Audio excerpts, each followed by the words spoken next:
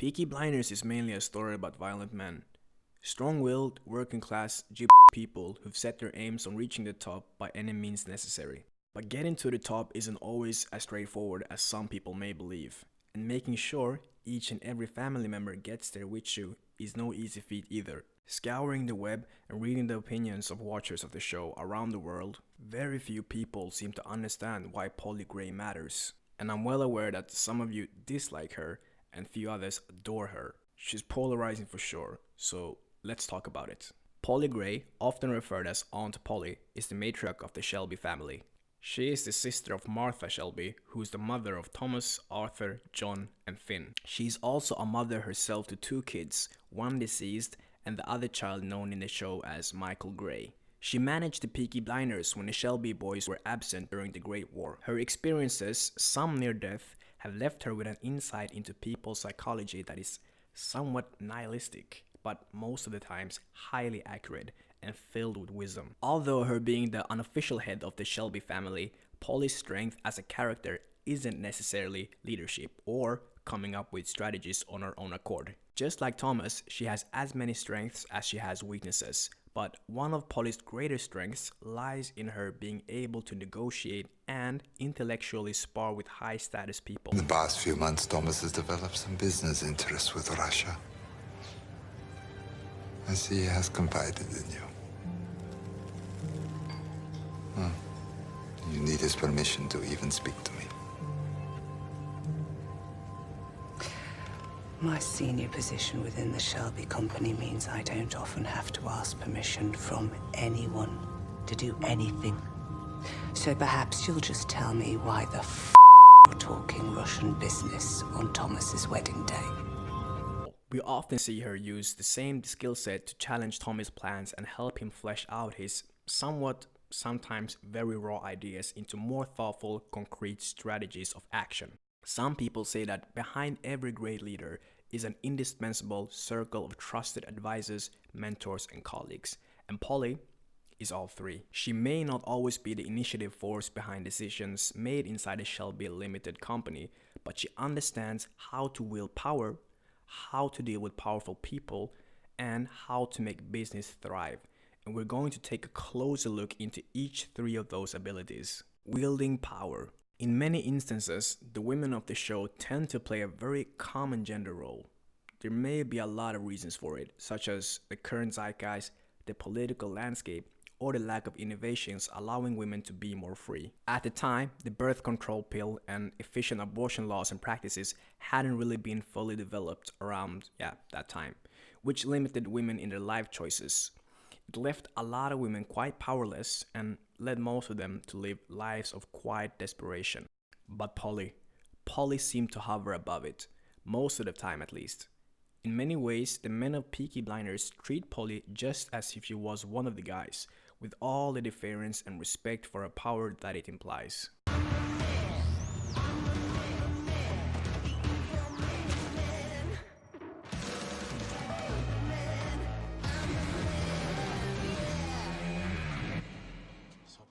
How does it feel to be barefoot in the mud again, Paul? Makes me feel young. What f***ing deal? She's seen as almost aggressively feminine, with a love for dramatic clothes, expensive shoes, and the finer things in life. We've seen her slapping people, pull guns on friends and foes, threaten others with knives, even killing someone.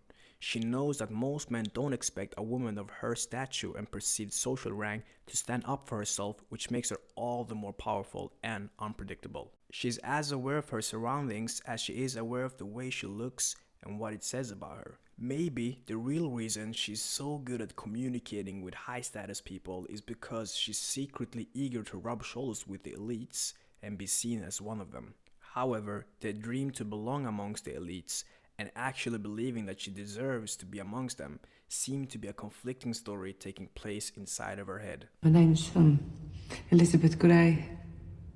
Where do you think God calls me, Paul or Polly? Voice calls me Paul. You hear a voice. Yeah, that Bernadette heard a voice. And what does the voice say? Murderer.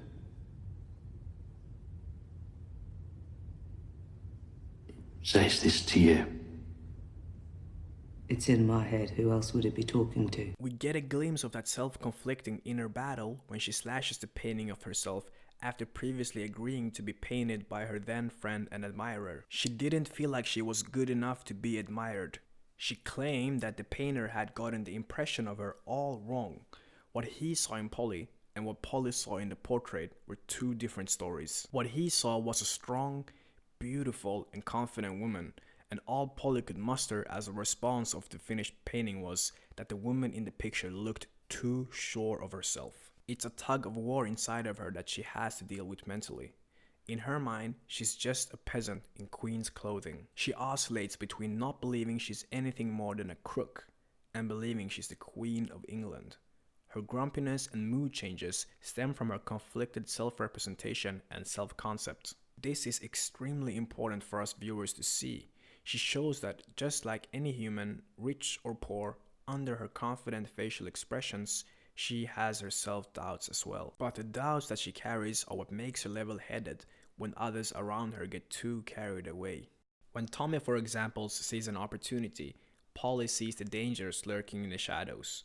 When Michael wants to help the family company, Polly wants to protect him from the harsh realities of business. Just like Tommy, she's extremely devoted to her family's well-being, and she's shown throughout the show that she's more than willing to go great lengths to keep her family safe.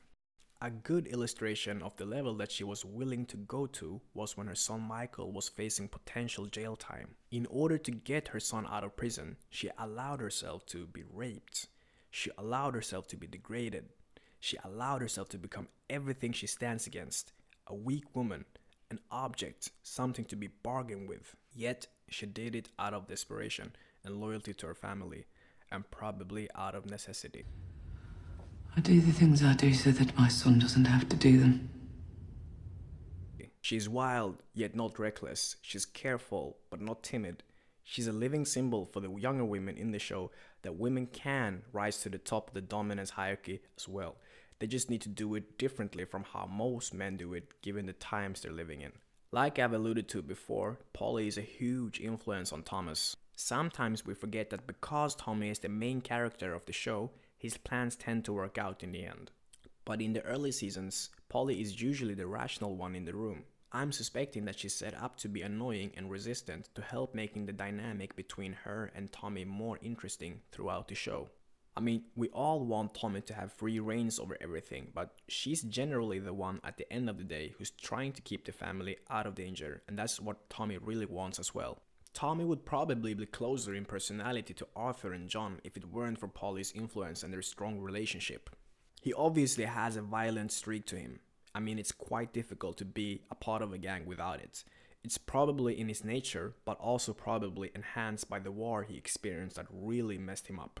If it weren't for him and Polly being so close, you could argue that he wouldn't be the cunning mastermind he is today. His own nature, chaos, mixed with Polly's nature, order, or perhaps nurturance is the right word, makes him more suited as a leader. I think that's why they butt heads a lot.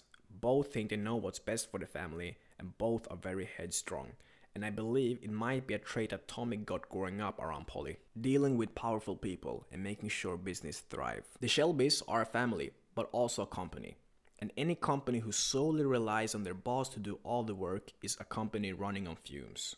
Therefore, it becomes very important to delegate tasks so that different operations can run simultaneously and smoothly without constant supervision. But in the line of work that the Peaky Blinders are in, the customers can be quite difficult to handle, and the personnel Tommy has are all below par when it comes to dealing with high-profile people, which is perfectly summarized in this short clip. Michael, you sit. Arthur, you stand by the window. So, who we meet? You both met bad men before. The man we're about to meet is the devil. Yep. We'll send him in.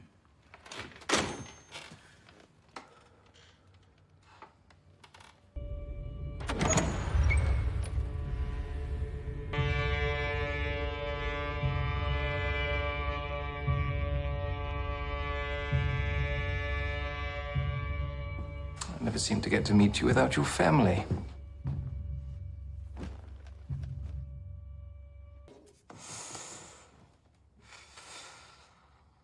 I want to know what your strategy is. That one's your brother, yes? Yes. And I'm his business advisor. We would like to talk business. Michael. Michael Gray. You lost all your cousin's money in America playing the fool. A nightclub in Detroit called the Gladiator is your regular. You lost the money and found a wife there. And poor old Arthur Shelby, standing there at the window, is afraid his wife will never return. My spies tell me she's been seen with another man. Arthur. Est-ce qu'il sera well? And bingo. 20 seconds in, and I have them speaking their wog lingo. Do not let them get inside your head. Michael's naivete and Arthur's short temper are painfully exploited by the very cunning Oswald Mosley, and Thomas knows that he can't really rely on either of them to handle such matters on their own without his presence or supervision. On the other hand, Polly, a leader in both the Shelby Street Gang and the family's legitimate corporation, she managed the books, the money, and the men with ease compared to the other business partners and shareholders Thomas has to rely on. She's very much the link between Thomas and the lower rung people inside and outside the Shelby family, but also the bridge between the family and the higher ups in society and the potential threats that are lurking in the shadows while Tommy is busy scheming and plotting. It is also why she's openly acknowledged as Tommy's de facto second in command over both of his brothers, and pretty much every character on the show has said at one point or another that the entire operation would collapse if Polly weren't around to hold it together. Polly is perhaps the only person inside of Tommy's trusted circle who might be able to go toe to toe with her nephew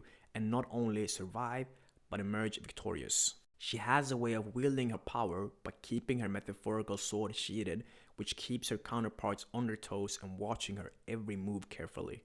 Although she has her moments as well where she can be quite unbalanced, reckless, or over-emotional, as we discussed before, she doesn't let that side be seen and exploited in public like Arthur and Michael. More than anyone, Polly has given her life to the idea of being a Shelby and hasn't shied away from what it cost her personal happiness to continually serve as the glue that holds her messy relatives together. She's evolved from the Shelby's go-to problem solver and sounding board into a woman who has come to terms with herself. She seems to at last have made a clear decision about who she wants to become. The end of season 5 left me with plenty of questions and sets up what feels like a seemingly inevitable confrontation between Polly, Michael, and Tommy over the different futures they both want. What that may mean for the relationship and the show itself is uncertain, but one thing is clear: you can love people without leading them, but you can't lead without loving them.